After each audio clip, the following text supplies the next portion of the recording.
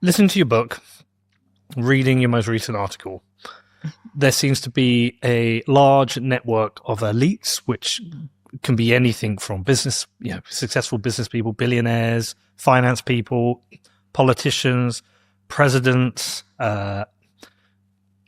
NGOs,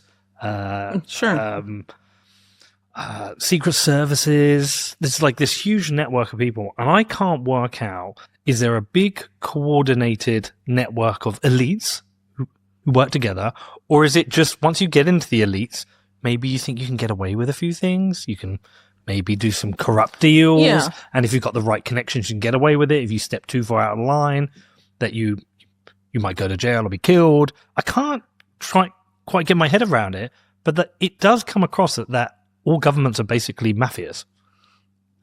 Yeah, I mean, that's kind of my view. Yeah. So basically what I argue in my book is that the network behind Epstein, and the reason why there's so many powerful people in this group, is because it's born out of this union that occurred during World War II between organized crime and the nascent U.S. intelligence apparatus, which, of course, there was a lot of British involvement with that in the creation of, the CIA and the OSS and all of that in World War II.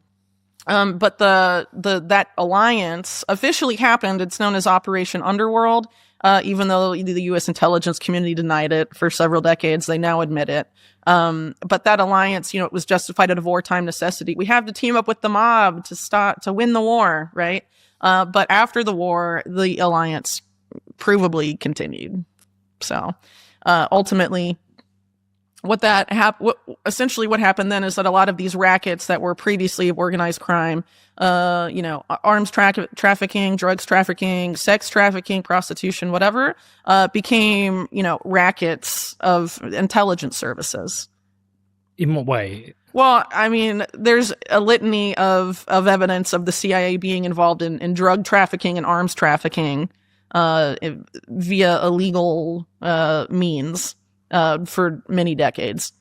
And a lot of those networks that the CIA used go back to the same nexus. I mean, that's basically what volume 1 of my book is about. But why would they be in bed with these criminals? It's great business. The CIA in the OSS were really mostly Wall Street people, Wall Street lawyers and bankers.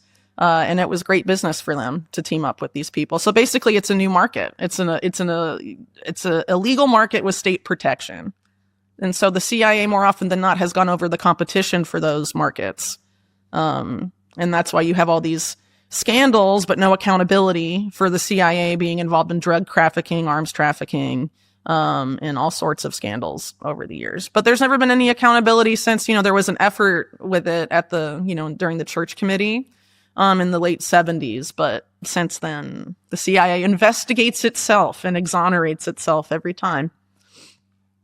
Okay, sorry, I'm just trying to get my head around this. So whilst the CIA, Central Intelligence Agency, is meant to be protecting U.S. interests abroad, they define U.S. interests, I think, as something than what the American public is. So if you look at the CIA's earliest coups, their earliest regime change operations, they were done on behalf of very powerful multinational corporations, like Anglo-American Oil in Iran, and the United Fruit Company in Guatemala, some of the earliest examples. So to them, protecting U.S. interests is protecting the interests not necessarily of the American people, but of massive American-based, multinational corporations. Or allowing or turning a blind eye to banks banking money from drug trafficking. Yeah, of course. And so it then creates a different set of rules for those within the elite gang of what they can and can't do from what you and I as mere plebs. So taking this back to the Epstein scandal, I think that's why they only want to keep the discussion at sex trafficking. Because it's wider than sex Because it's wider than that. Epstein was absolutely doing a lot of really shady arms trafficking stuff and financial criminality, and they have no interest in getting deep in the weeds there. Because that exposes other people. Sure. Absolutely.